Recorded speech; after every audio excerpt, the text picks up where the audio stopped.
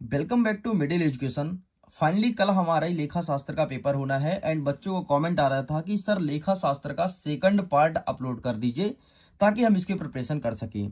And finally इस video में जो कुछ चैप्टर्स रह गए थे उसके क्वेश्चंस को टिक कराने वाला हूं। वैसे लगभग बहुत सारे चैप्टर हो गए थे, बस कुछ ही चैप्टर बचा है, तो आइए फटाफट देख लेते हैं हमने कहाँ तक कवर किया था। पहले मैं बता देता हूँ।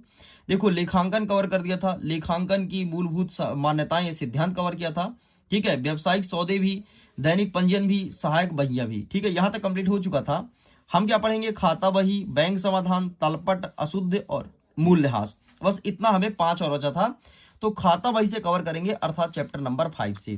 ठीक है, चैप्टर नंबर 5 से कवर करते करते 8 तक चलेंगे। सारे क्वेश्चंस को बता दूंगा जो कल के पेपर में देखने को मिलेगा। आराम से, इत्मीनान से सारे क्वेश्चन को देखिएगा। तो आइए सबसे पहले हम जूम कर देते हैं ताकि तुम्हारा नजर कहीं भटके ना और ध्यान होना चाहिए ऑन स्क्रीन। ओके, क्या लिखा है? खाता बही, पेज नंबर 87 में जाना है। आइए फटाफट चलते हैं 87 में और देखते हैं खाता बही के कैसे क्वेश्चंस यहाँ पर दिए गए हैं। तो ये रहा है आपके सामने खाता बही। ओके, अब सीधे हम जंप करते हैं अपने 2 अंकीय क्वेश्चंस की तरफ। सबसे पहले आपको यही जानना है कि खाता बही क्या है। इसे लेडर भी कहते हैं, तो लेडर किसे कहते हैं, लेडर क्या है, ये एग्जाम में देखने को मिलेगा।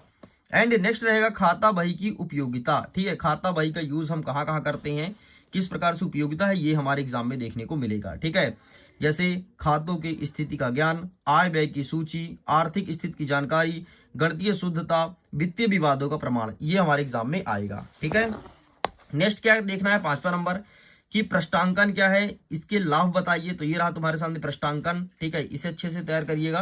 प्रश्नांकन के लाभ भी यहाँ पर दिया गया है। ठीक, नेक्स्ट क्या है? खतौनी क्यों की जाती है, तो ये देख लेना, बस केवल देख लेना, एग्जाम में नहीं आएगा। बाकी प्रश्नांकन जरूर अच्छे से कर लीजिएगा। आगे बढ़ते हैं नेक्स्ट क्वेश्चन की तरफ। नकल बही एवं खाता बही में अंतर बताओ, ये हमारे एग्जाम में देखने को मिलेगा। नकल बही और खाता बही में डिफरेंस। ठीक है, तो ये हमें तैयार करना है। बाकी छोड़ दो, यहाँ से कुछ भी हमें नहीं पढ़ना है। ठीक, चलो आगे आ गया हमारा अध्याय नंबर 6। आओ देखते हैं अध्याय नंबर 6 से कौन कौन से क्वेश्चन बनेंगे। सबसे पहले हमें देखना है अध्याय नंबर 6 में कि रोकड़ बही और पासबुक के शेष में अंतर के 2 कारण लिखो। ठीक है, तो ये हमारे एग्जाम में बनेगा। नेक्स्ट कहता है कि बैंक समाधान विवरण का महत्व बताइए, तो ये अच्छे से हमें तैयार करना है। साथ में नेक्स्ट क्वेश्चन क्या कहता है? बैंक समाधान विवरण की प्रमुख विशेषताएं बतानी है, तो ये देख लीजिए। ये सब क्वेश्चन हमारे एग्जाम में देखने को मिलेगा। चलो आगे बढ़ते हैं नेक्स्ट क्वेश्चन की तरफ। नेक्स्ट हमारा कह रहा है प्रश्न क्रमांक 9, उन व्यवहारों को लिखिए जिनका लेखा रोकड़ बही में हो चुका है किंतु पासबुक में नहीं। ठीक है, तो ये क्वेश्चन देखने को मिलेगा। नेक्स्ट कहता है कि उन व्यवहारों को लिखिए जिनका लेखा पासबुक में है किंतु रोकड़ बही में नहीं, तो ये एग्जाम में देखने को मिलेगा। नेक्स्ट कह रहा है कि बैंक समाधान विवरण बनाने के उद्देश्य बताइए, तो ये तीनों क्वेश्चन हमें अच्छे से तैयार करना है। आगे बढ़ते हैं। नेक्स्ट कह रहा है हमारा प्रश्न क्रमांक 16 कि रोकड़ बही और पासबुक के शेष में अंतर के 5 कारण लिखना है, तो ये 5 कारण अच्छे से देख लो, हमें चुपचाप चिपका देना है। ठीक है, बाकी आगे बढ़ते हैं नेक्स्ट क्वेश्चन की तरफ। ये सब छोड़ देना, ये सब कोई हमारे एग्जाम में नहीं आएगा। ठीक, नेक्स्ट आ गया है तलपट। आइए तलपट को समझते हैं, तलपट से कौन कौन से क्वेश्चन बनेंगे। सबसे पहले आपको यही पता होना चाहिए कि तलपट का क्या अर्थ है। ठीक है, तो ये यहाँ पर लिखा है तलपट का क्या अर्थ है, ये हमें अच्छे से प्रिपेयर करना है। इसके बाद तलपट बनाने की विधियों का नाम दीजिए, तो ये आपको देखना है कि तलपट की विधि कैसे बनाते हैं। ठीक है, तो इसका भी स्क्रीनशॉट ले लो। आगे बढ़ते हैं। नेक्स्ट क्वेश्चन हमारा क्या कह रहा है? तलपट की विशेषताएं बतानी है। ठीक है, तलपट बनाने के मुख्य उद्देश्य बताना है, तो ये रहा तलपट की विशेषताएं, तलपट बनाने का मुख्य उद्देश्य, तो ये दोनों का आप फोटो क्लिक कर लीजिए। ठीक है, आगे बढ़ते हैं। नेक्स्ट क्वेश्चन कह रहा है कि तलपट बनाने के उद्देश्य की व्याख्या करना है, तो इसका भी स्क्रीनशॉट ले लीजिए। तलपट क्या है, यह क्यों बनाया जाता है, तो आप इसका भी फोटो क्लिक कर लो। ठीक है, ये आपके एग्जाम में देखने को मिलेगा। एंड नेक्स्ट क्वेश्चन रहेगा तलपट बनाने की शेष विधियां को समझाइए, तो इसका भी स्क्रीनशॉट ले सकते हैं। चलो आगे बढ़ते हैं नेक्स्ट क्वेश्चन की तरफ। नेक्स्ट हमारे एग्जाम में आएगा तलपट की सीमाएं, मतलब कमियां कौन कौन सी, तो इसे भी देख लीजिए। ठीक है, इसे भी अच्छे से तैयार करना है। चलो बाकी गणितीय प्रश्न देख लेना यार, गणितीय प्रश्न को मैं टिक नहीं कराऊंगा। ठीक है, गणितीय प्रश्न आप देख लीजिएगा अपने हिसाब से। आगे बढ़ते हैं। अशुद्धियों का शोधन, इसको देख लेते हैं। एंड हमारा सिलेबस कहाँ तक था? मूल्यह्रास तक का था। ठीक है, तो 2 चैप्टर और देखेंगे।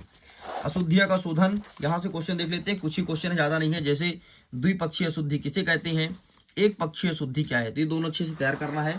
ठीक है, नेक्स्ट हमारे एग्जाम में आएगा कि सैद्धांतिक अशुद्धि किसे कहते हैं, तो इसे भी तैयार कर लीजिए। आगे बढ़ते हैं। नेक्स्ट कहता है कि उद्धृत खाता किसे कहते हैं, इसकी विशेषता बताओ, तो ये रहा तुम्हारे सामने। और द्विपक्षीय अशुद्धि का संशोधन कैसे किया जाता है, तो ये रहा तुम्हारे सामने, तो अब इसका भी फोटो खींच लो। नेक्स्ट आगे बढ़ते हैं। यहाँ से कोई क्वेश्चन नहीं आएगा, ठीक है, यहाँ से कोई नहीं आएगा, छोड़ दो, कुछ मत कर भाई। गणितीय प्रश्न आएगा तो इसको तो मैं टिक नहीं करा पाऊंगा, ठीक है। क्यों नहीं करा पाऊंगा, उसका रीजन है। आगे बढ़ते हैं। नेक्स्ट 8वां नंबर कह रहा है कि मूल्यह्रास कौन कौन सा है, तो आइए मूल्यह्रास को देख लेते हैं। मूल्यह्रास से बनेगा सबसे पहले मूल्यह्रास का उद्देश्य बताना है, मूल्यह्रास की परिभाषा बताना है और मूल्यह्रास की दो विधि का नाम बताना है। तो उद्देश्य, परिभाषा और दो विधि, ठीक, ये एग्जाम में देखने को मिलेगा। नेक्स्ट कह रहा है कि मूल्यह्रास का कारण क्या है, ठीक है, आखिरकार क्या रीजन है, तो ये रीजन देख लेना मूल्यह्रास का, जैसे निरंतर प्रयोग होने से, समय के व्यतीत होने से, मूल पदार्थ का समाप्त हो जाना, अप्रचलन कारण और दुर्घटना कारण, तो ये एग्जाम में देखने को मिलेगा, ठीक है। हास की राशि को प्रभावित करने वाले तत्व बताइए, तो ये रहा संपत्ति की लागत, संपत्ति का अनुमान जीवन काल, अपशिष्ट मूल्य, संपत्ति का स्वभाव और मरम्मत तथा नवीनीकरण, ये आपको अच्छे से कवर अप करना है, ठीक। आगे देखते हैं। हास के लाभ और हानि ये देख लेना, बाकी ज्यादा नहीं आएगा, बाकी जो बताऊं बस उतना करना है। इस चैप्टर ज्यादा क्वेश्चन ऑलरेडी बन भी नहीं रहा है। हाँ, मूल्यह्रास और उच्च वाचन क्या होता है, डिफरेंस देख लो, ठीक है, ये एग्जाम में बनेगा। संपत्ति के अवशिष्ट मूल्य से आप क्या समझते हैं, ये हमारे एग्जाम में देखने को मिलेगा, ठीक। खत्म लो, पूरा पूरा होता है कंप्लीट। गणितीय प्रश्न है, ये आप देख लीजिएगा, ठीक है। तो इस प्रकार से आपके जो अकाउंट सब्जेक्ट था, लेखांकन, लेखा शास्त्र, सब कुछ कंप्लीट कर दिया हूं। इतने क्वेश्चन ही आपको तैयार करना था और इतने क्वेश्चन तुम्हारे शेष थे। अब तुम्हारी तैयारी बहुत अच्छी हो जानी चाहिए और इसे एक बार पढ़ लीजिएगा, यही सब क्वेश्चन देखने को मिलेगा। ओके स्टूडेंट्स, वीडियो पसंद आया तो वीडियो को लाइक करिएगा, मित्रों तक शेयर जरूर कीजिएगा।